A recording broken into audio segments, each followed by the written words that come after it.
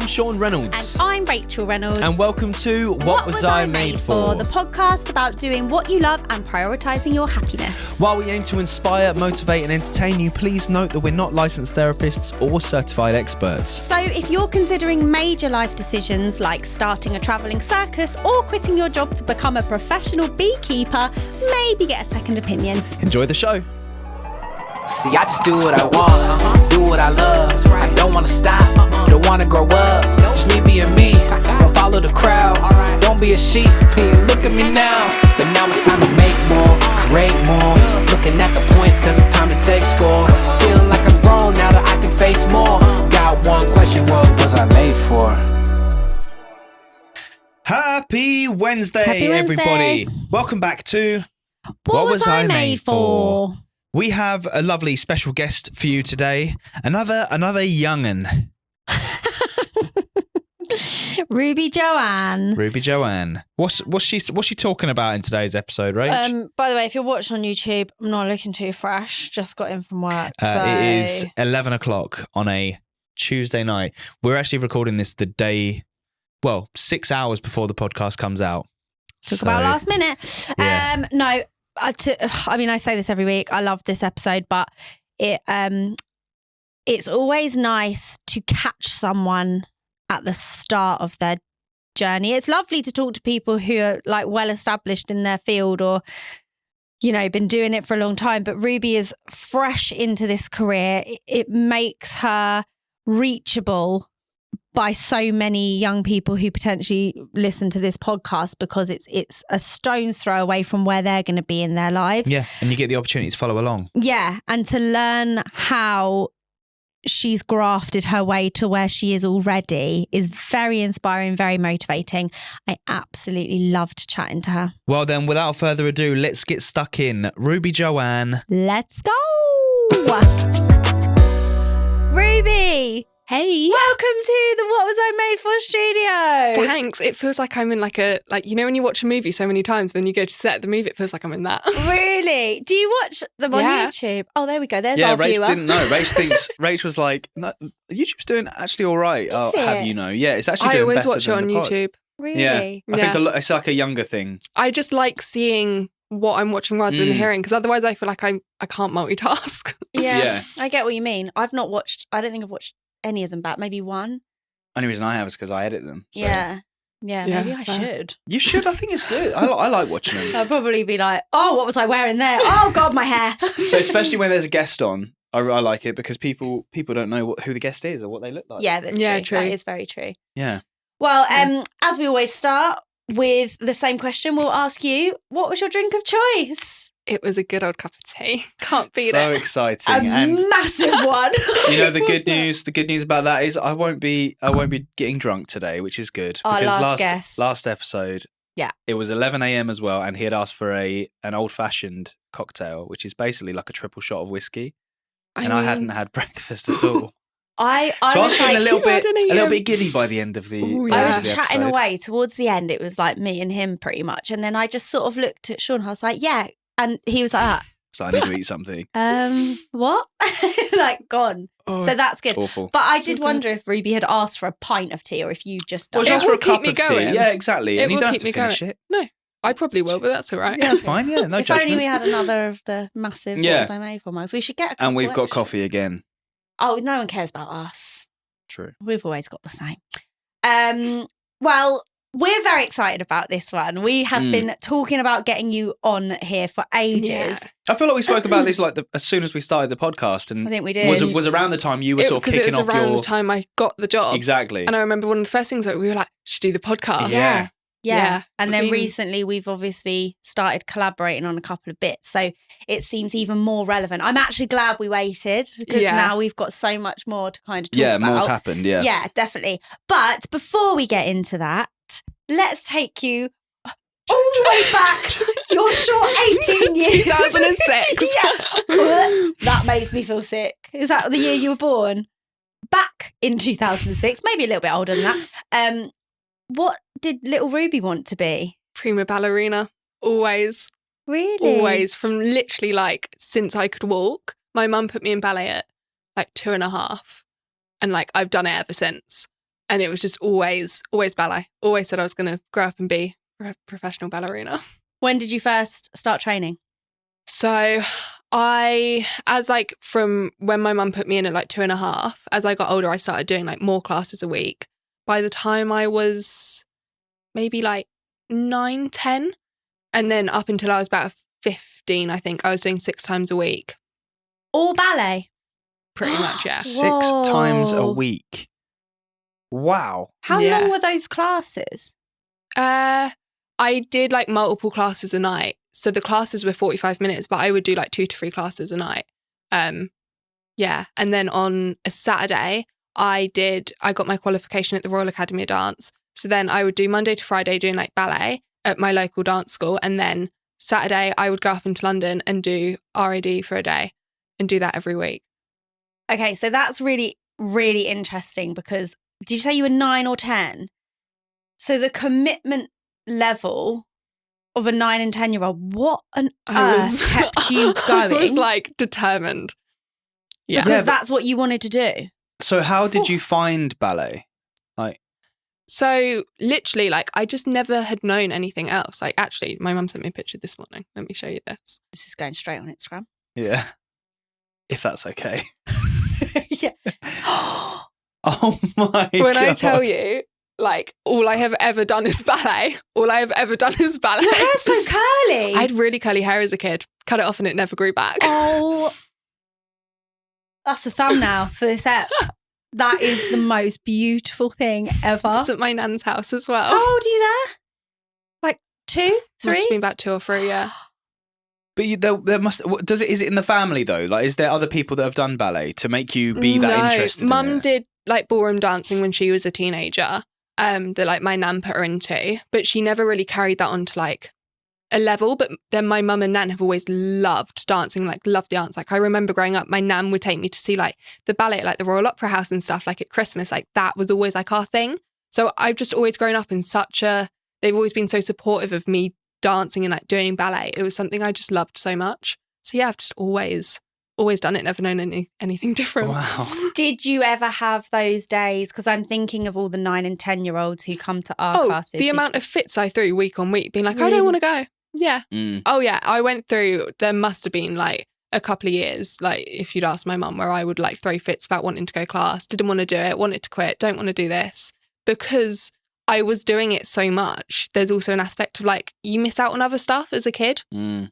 So like sleepovers, I would always be the first one in the morning to be picked up because I had dance class. Always. Wow. Like, but it was just something that I just did. Like I was just so used to it. Like the thought never crossed my mind of I could just quit. Yeah, it became part of your life Yeah. at that point. Yeah. How did your mum feel like on those days that you were like, I actually don't want to do it? Like, do you think she had a part to play to kind of get you there? Oh yeah, definitely. I think she knew there was an aspect of like it was just me being a little kid and just being stubborn and like not wanting to go. But I think she could see how much I loved it, but also how much it like impacted my life and like had developed me as a person. Like in terms of like even the way I speak now, I remember like growing up at my dance school, it used to be about like articulating your words and stuff like that. Like so much of who I am now is from those classes growing up, which I see now. But obviously at the time I didn't, but my mum would have seen that. And my mum like definitely would have pushed me to keep going. Yeah. So yeah, They used to definitely. teach you like how to speak. Yeah. Because then I did like musical theatre and singing as well. So then in our exams for that, we'd have like a part, like a module of the exam where you'd have to chat with the examiner or like introduce yourself and stuff like that. So we would have like dialect parts where they'd teach us how to speak properly. So we were all at like a standard of, doing it together. Wow, that is so interesting. I had no idea that was a thing. Mm-hmm. And then I guess like, can you think of any other skills that you would say, even though you're not now pursuing ballet, but is there anything else about that sort of class environment or the discipline or anything that you've actually gone, oh my God, I'm still using that now? Definitely like the self-discipline is a massive thing. Like I also think growing up, like in terms of behaviour, I think I was such like a quiet kid.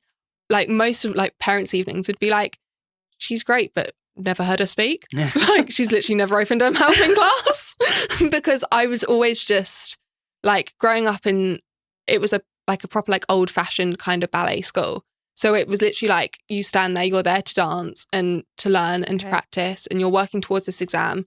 It wasn't like you go to class and you're there with your friends and to chat, and like it wasn't like that. So I think I grew up very disciplined in the fact of I was just very not saying respectful in the fact that kids now aren't respectful. Oh my God, that makes me sound so old. I'm just happy like kids now aren't respectful.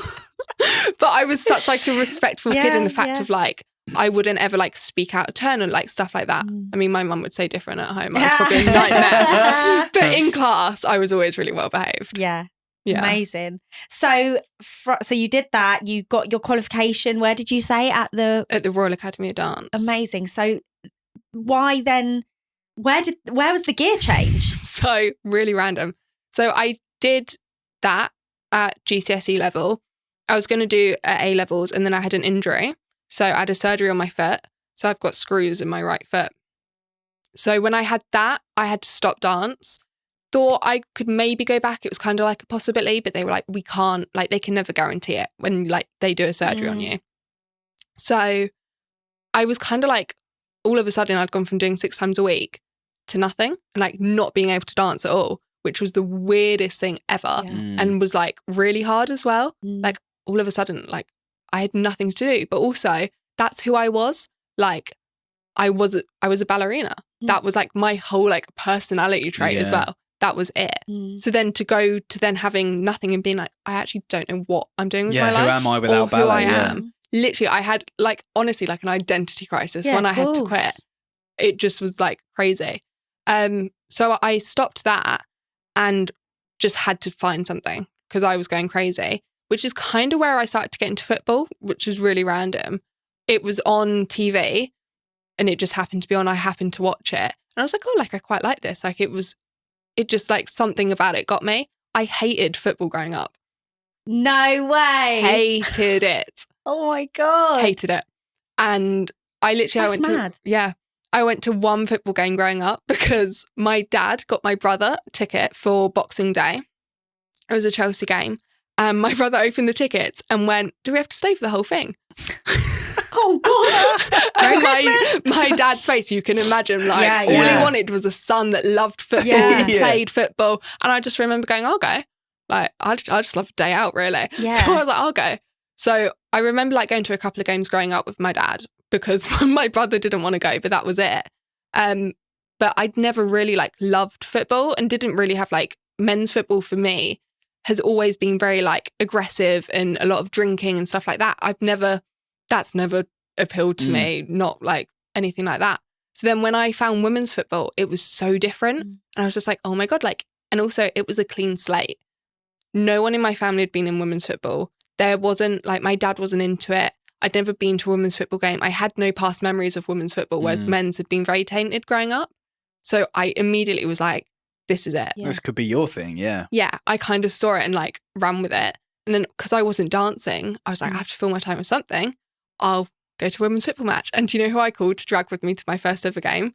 Daisy. Really? I called up. I was like, really random. I want to go to a women's football game. She was like, yeah, sure. Like neither of us had any idea what it was or what the day would look like or what we were really going for. But we both went and loved it. And for anyone listening who will be like, who's Daisy? Hi, Daisy. Daisy is one of your closest friends who you've grown up with, right? Yeah. But so funny that you said that she was the first person you dragged to a football match because the first time I met you, oh my God, yeah, was Daisy, if we're going to try and make it seem really like parallel here, dragging you onto the stage. Nice, look at that. Of our, of our 2023 show. That one just it feels like I've been with you guys forever. Yeah. In like the best possible way. It feels like you've been around forever. That's crazy. But really, this is my last show was my first show with you guys. Wow. So the 2023 show, we did the finale. Everyone's done their bow. Then me and the team stay on stage as everyone starts coming back and we give them back to their family. I saw Daisy hanging around. Yeah. And it must have been with you. Yeah, because I saw the last child off and then Daisy was hovering there with you. All you wanted to do was go home. Yeah, it's okay, I'll meet someone now. But thank God, because Daisy basically introduced me to you. And you were like, you know, I didn't know about your injury or your surgery or anything at the time, but you were like, I'm really looking to come back to dance. And I feel like I'm quite a good judge of character. Like, it's never failed me, I don't think, to this point. Oh no, seriously, I do think I'm good. And this proves it, because I knew from the moment Daisy introduced me, I was like, she is a good one. I like her. I like this girl.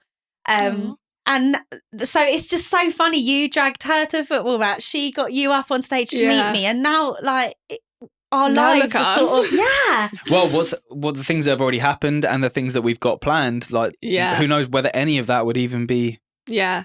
I literally remember when you did your speech at the end of the show, like sitting in the audience and just being like, oh my God, like I have to be a part of this. Like, I cannot come to another show next year and not be in it. Like, it's going to drive me absolutely insane. Because the whole term of Mum coming home from musical theatre, and she would show me the video and I'd learn it to like help teach her it. So the whole flashbang, well, I could do it now. Really? Honestly, if you ever need anyone to step in for that, I'm there because I know it. And I was so jealous the whole time of her like doing a dance class, and like she used to come home so happy from it. And I used to just be like, I want to do that again. Like, I miss it. But I was also like, your dance school now compared to the one that I grew up in is so different in like the best possible way, in terms of it was such an old-fashioned, strict ballet school where like it wasn't a supportive, fun, happy environment. It just wasn't. You were there to grow up, either be a professional dancer or you stay in that school and you more like military training. Really was, actually. Whereas it's so different. And I honestly, when I was so hesitant to first join, because in my head I was like, it's just going to be the same. And honestly, the conversations I had with Mum, with her being like, it's not like that. Like, you've got to come and try it. So I remember just like, as Daisy came off stage, being like, you have to introduce me to Rachel. I was like, please. Yeah. Oh, and I'm so glad that she did, because I love having you in. I mean, at one point, I think you were there every day doing classes. Yeah, I did. I was in last year for the show. I did tap, 2 lyrical numbers, Wednesday Diamonds, and musical theatre. Yeah. It's like something's got to give eventually, especially if you get this lovely new job. And I've given up tap. But I'm coming back. I'm still in the group chat. Yeah. She's clinging on. She's still got a foot in there. I'm like, guys. One tap sheet. Don't forget me.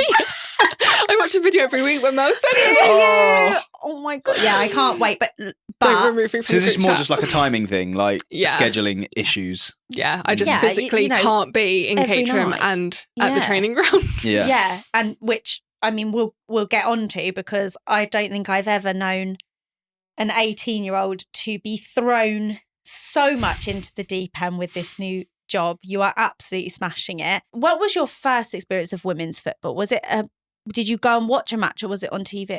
It sounds so silly, right?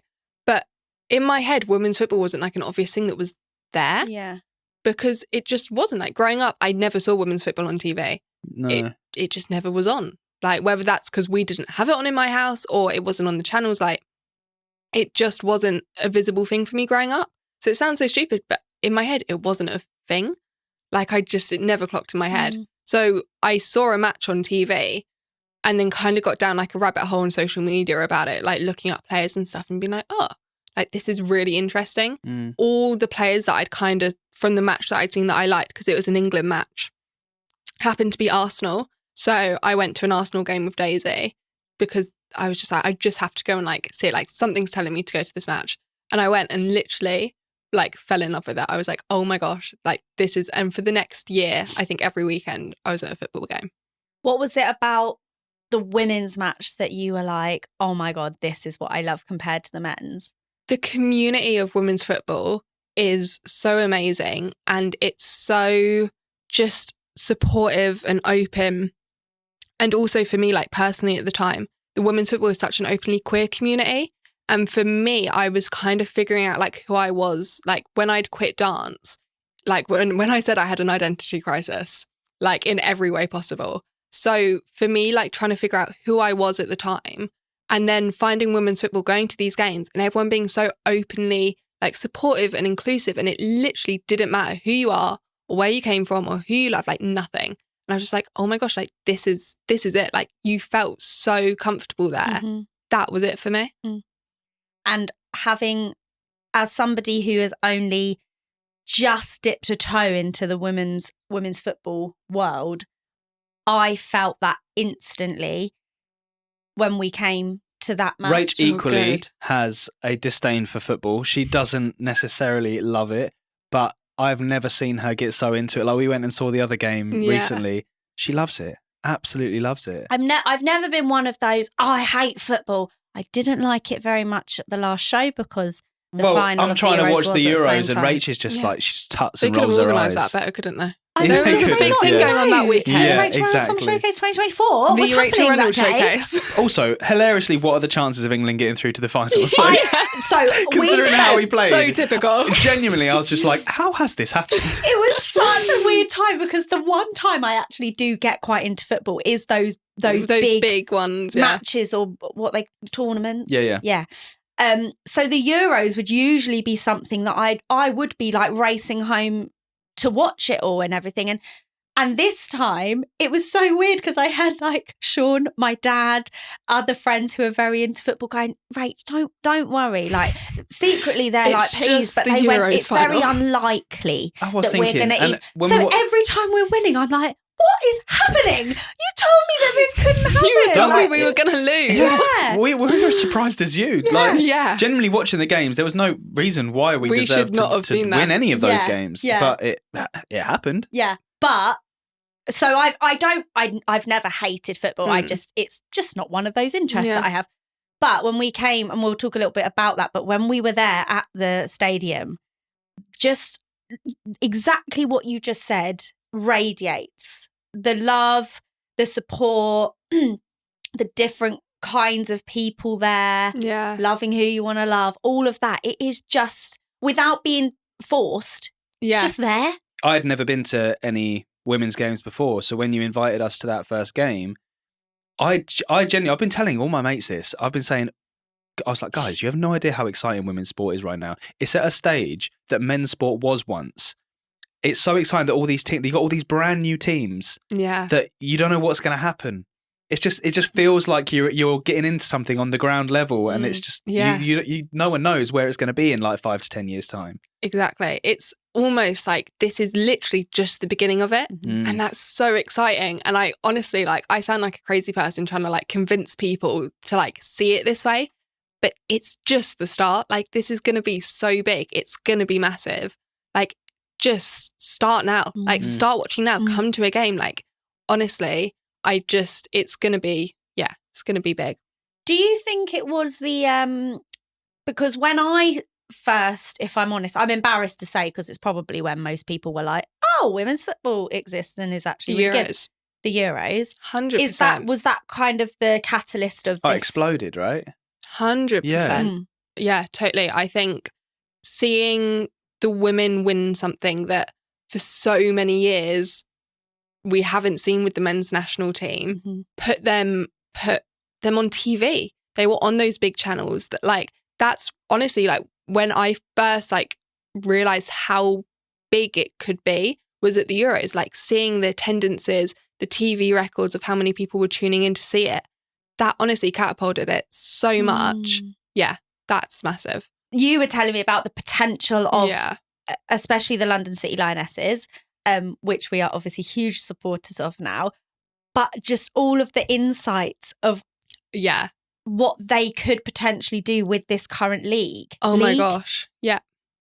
It is so exciting. And seeing it from almost like a backroom perspective, seeing how it works from the ground up, you know, seeing all the different roles that the staff do at the club day in, day out, all working towards this match day, but then seeing it all pull together on a Sunday is just one of the most like rewarding feelings.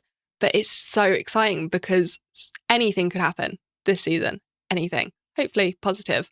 But it could just be crazy. Yeah. You have such an input in it now as well. So, I mean, when we saw you, we'll get into the details of what actually went down on that day, but when we saw you at that game, I didn't quite understand how much you had to manage.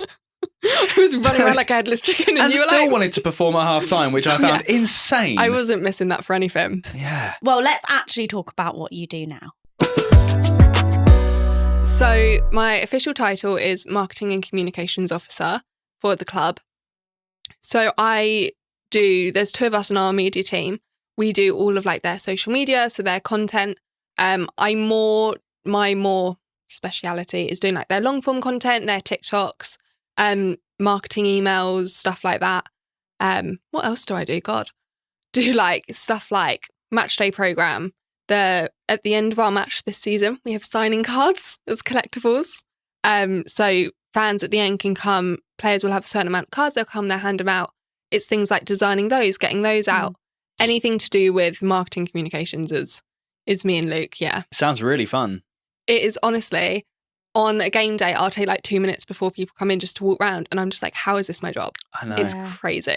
Even when we were there, I was looking around being like, Ruby gets to just like be here all day, and just I can imagine just like the energy before a game must be just so amazing. I feel like you get to do a show every Sunday. It honestly, it does feel like that. Yeah. It really does. But like, it feels like show day. Yeah. Like That's week. That's the energy I felt. Yeah. And I love it. It's like my favourite feeling. So one of the most asked questions when we were there that day from all the girls was, Ruby, how did you get this job? Which I was like, oh, I'm not really quite sure. No, I'm joking. So after like my first couple of matches that I went to with Daisy, I knew that I wanted to do something in like media, because I've always said growing up that for me personally, I think one of my biggest fears in life is sitting down at an office job, like 9 to 5, doing the same thing every day in an office and then going home. That genuinely like scares me. Mm-hmm. I think I'd be miserable. I can't do that. Yeah. I have to be like doing something that's getting my brain going. So I knew I kind of wanted to do media. I've always kind of like had a thing for doing journalism. Like growing up, journalism was always kind of like my backup plan, like behind dance. So I was kind of like, I'll do that in sport. So I kind of started my own content. I started up my own TikTok, was kind of doing stuff on that. But it was like really low key stuff. And then one of the media companies called Sporting Her, which isn't up and running anymore, but their like owner put out on Twitter, and she was like, oh, we're looking for writers. I'd never written an article in my life. Absolutely had no idea what I was doing. But I DM'd her and was like, hey, I'm looking for work. This is great. And it was like all volunteer based. And she was like, great, if you can write me a piece, send it in and we'll see like if you fit in with our team. I spent like 3 hours that night. I did it the same night. I sat there till I got it done. Oh. And I remember keep going into like my mum and being like, can you read this? Can you check it for me? And just going back and forth till I got it. And I wrote this article on an Arsenal attendance of the game I went to with Daisy, actually. Oh. So I wrote it on the attendance on that and the trajectory of women's football and how it was growing. And I sent it to her, and she came back the next day and was like, great, welcome to the team. Wow. And I was kind of like, this is... Didn't quite expect that. And that was like, that's it. And my article got published, and that was my first like written, and I have a count up on my phone of the days since that first article was published. And I checked it this morning, and it's been 508 days since I had my first like official piece of work in women's football. Wow. So I've been doing this for 508 days. Wow, congratulations. And like, happy anniversary. I can like go for dinner or something. Yeah.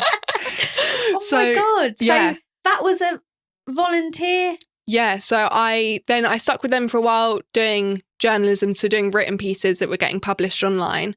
And then from that, I started getting match accreditation through that media organisation. So going to games, writing live articles in like a press box. From that, I then started doing more like content creation stuff. So then going pitch side and doing more video based content for them. So then that built up like so much experience, and I was like trekking it up and down the country every weekend on trains and buses and whatever to get to these games just so I could do it. I was literally like, if you can get me into any game, I'll be there. I'll do whatever. Was this self-funded though? Yeah. So you're paying for all the travel as well? So I worked in Superdrug, and then would literally like take all my annual leave was to go to football.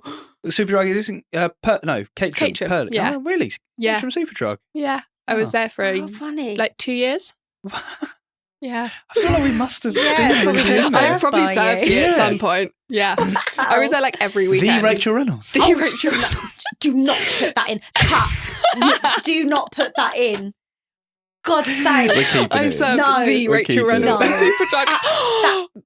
Oh my that's God, so your claim to exciting. fame. That's my claim to fame.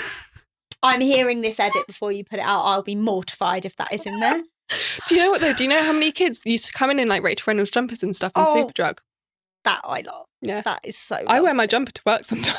Oh, representing. I don't. I should just wear my London City Lionesses top to work one day, shouldn't I? You need This a is what I'm Lionesses hoodie, really, don't you? Yeah. As soon as they start doing them. Yeah, Oh, yeah. I will Get this lady one. a I will get hoodie. one. I'm going to get you guys Um, fully kitted out. Oh yeah, yeah. Everywhere. We'll be contractually Shin obliged. pads, spoons.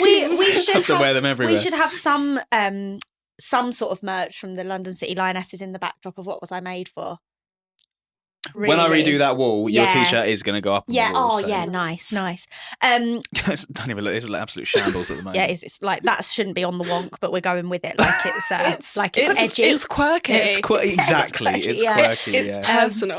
That is such an important message. I think that was voluntary based. Well, everybody, I think you are one of the only people of your age that I know that was willing to do it for free for so long. Oh yeah, my London City job now is the first paid job I've had in football. But rightly so, because you've worked for it. Yeah. You've put the hours in. I think you've paid your dues to end up earning that paid position. Yeah, so I did about 2 seasons of like voluntary work in football, doing journalism, content creation, like editing, like literally anything that people would let me do. I just took. I And would let's do face it, anything. you didn't know you were going to get a job at the end of it. Absolutely not. Yeah. Absolutely not. And then when I was doing my A levels and it was like time to pick a uni, there's a uni called UCFB, which specializes in like football and stuff. And this whole time, my mum was kind of like, "This isn't going to last. You don't like football. This isn't." She's like, "What are you doing?" Honestly, she thought I was crazy. My nan thought I was crazy. Everyone was like, "What is wrong with you? Like, you're a ballerina. Like, that's it. You're going to go back to dance. Mhm. You're going to do something in dance. You're crazy." And I was like, "No, guys, like, honestly, this is it." And so when I started applying to uni and I wanted to go to this football-based uni, my mum nearly had like a breakdown over it because she was like, "We're going to pay all this money. You're going to go to this uni for 3 years to specialise in football and then you're going to get bored." She's like, "You don't like football." I was like, "No, honestly." And she said to me this morning, because we were talking about like me coming here and talking to you guys, and she was like, "You proved me wrong." She's like, "Fair play." She's like, "You worked for it and you got it and you love it. So like, fair play to you." So I was going to do broadcasting at uni. But I've deferred for a year, see where I am in a year. I think So it's still on the cards. it's still on the cards. I think I'll stay working. I don't see myself going to uni, only because so many people that I know in the industry that have come out of uni that are now looking for jobs that I'm in. So I'm kind of like, why would I leave my like Yeah, you've already job, landed this yeah. amazing job. to go to uni Yeah. to get qualified to do the job that I Mm. just left? Yeah. It doesn't quite make sense in my head yet. But like I said, a lot can change in a year. So Yeah. we'll see. So it's there. So I deferred uni, got this job, and have just never looked back. But I love it. I feel very, very lucky.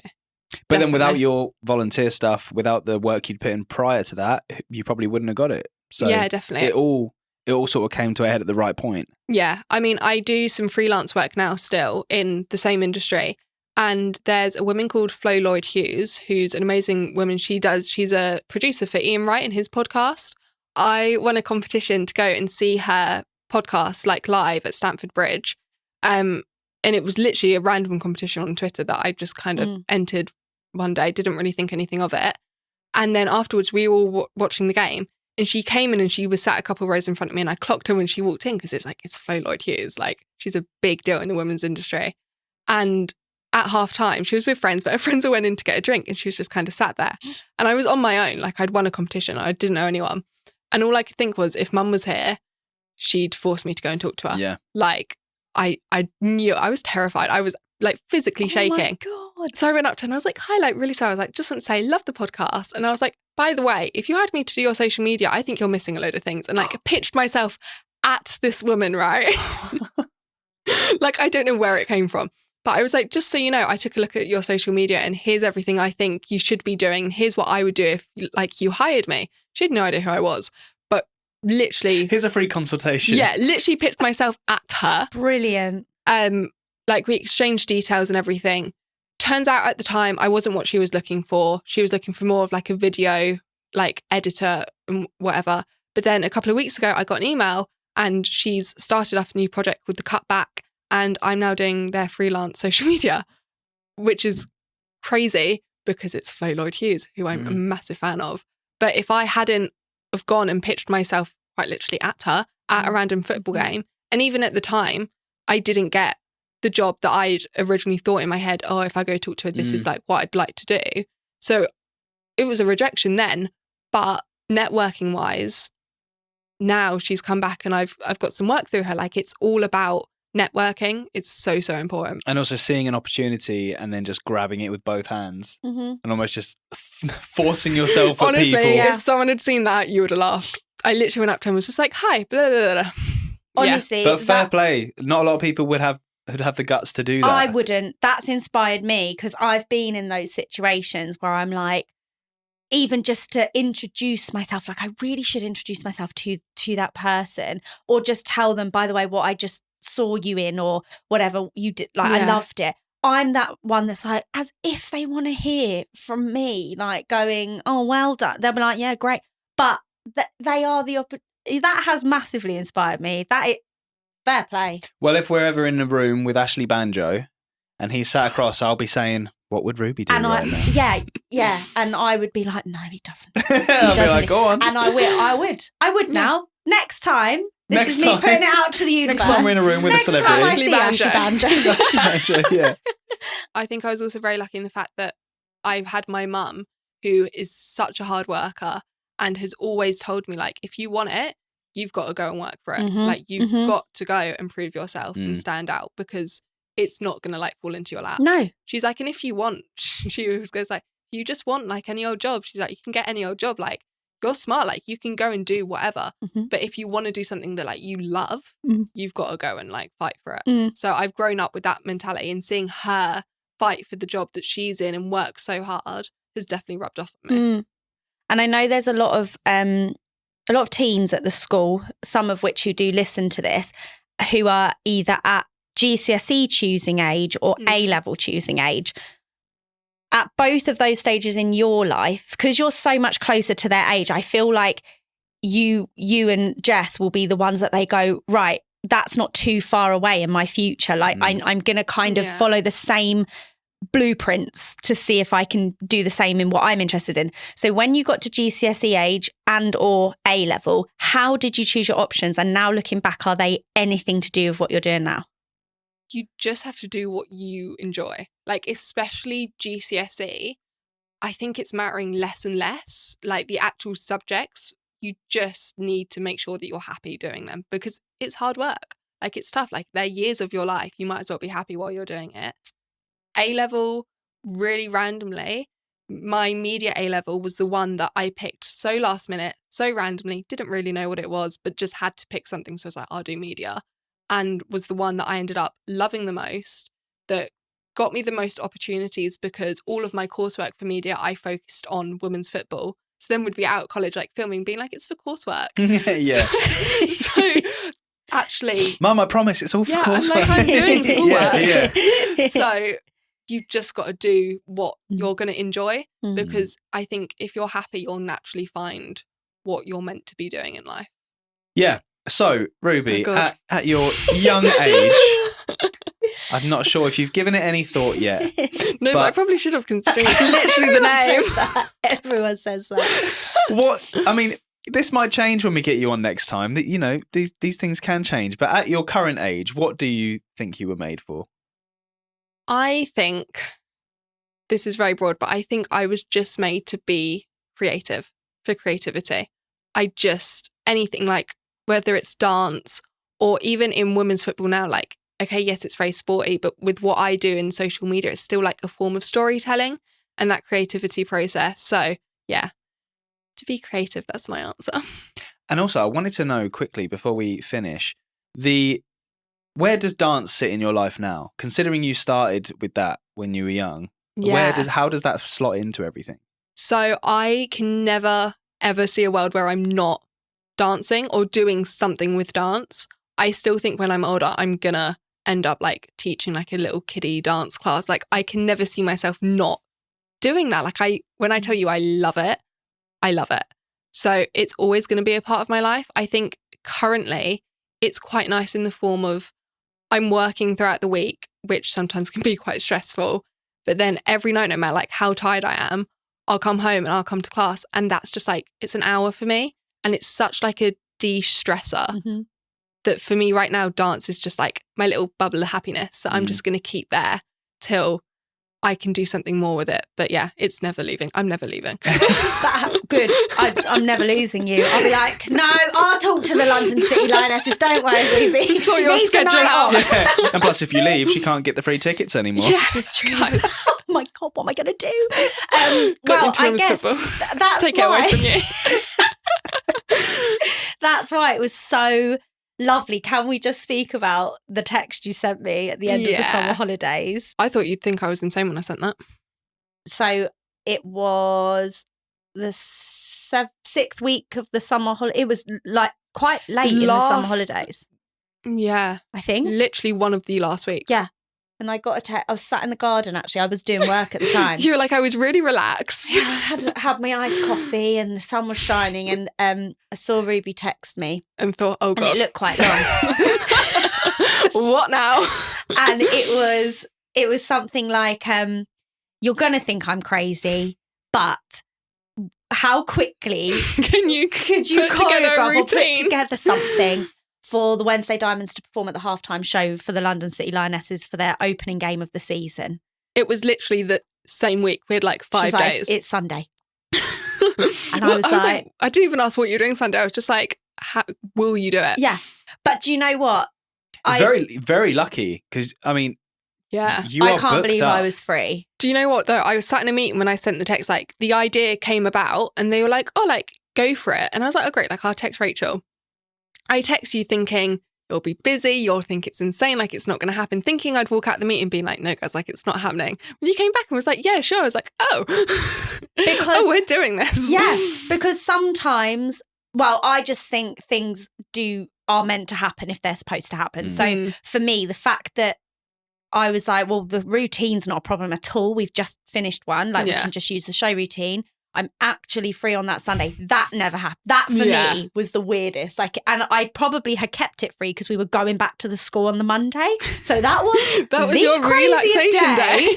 That Monday, talk about a thud back to reality of like, I've just had 7 weeks of not teaching and now I'm like on this high from the weekend, Whatever but I'm that was. exhausted and I've not organised anything and oh my God, what's going on? But it was the easiest yes ever because it just felt so right. It felt like it was helping you achieve something. It was giving the girls another opportunity to do that routine. And it just felt like the perfect collaboration. I do sometimes get messages where people are like, what do you think about this? What do you think about that? I'm trying to learn the art of saying no, which I think is very, very important. And I'm not the best at it, but I'm getting better. So I have turned down a couple of other opportunities that just, they don't sit right. They're not right for the school. They're not right for me. But that one, I was just like, let's do it. And it was... It just felt like the perfect collaboration, really, didn't it? It was so good. But I said on one of our previous episodes to watch you with your 2 hats on that day, like literally in your London Lionesses tracksuit, but rehearsing the routine on the phone in between like choreo changes. Yeah. Do you know why? Because Mad. it rained so much. I had like people ring me being like, is it still on? And I was like, yeah, cool. I'm just a little bit busy, but yeah, it's still on. Please turn up. And it actually was all right in the end. The weather showed it up rained for a us little that bit in the day. first half, but that was it. It was all good. Yeah. It was such a celebration of women supporting women, which I'm all for. But to have like those London City Lionesses are fierce. And then to get to half time and for our girls to go out and be fierce in dance. And it was just... Nice to be part of it, I guess. It was... I felt so proud, like... Did you? Working for the club and like having you guys there, but also being like showing everyone like what these girls can do. It was such like a proud day, honestly. Yeah. And for me, having the girls watch someone so close to their age, some of which are your age, to watch you do what you did that day, show us around where you work, watch you pitch side filming. Like, it was so inspirational for them to watch.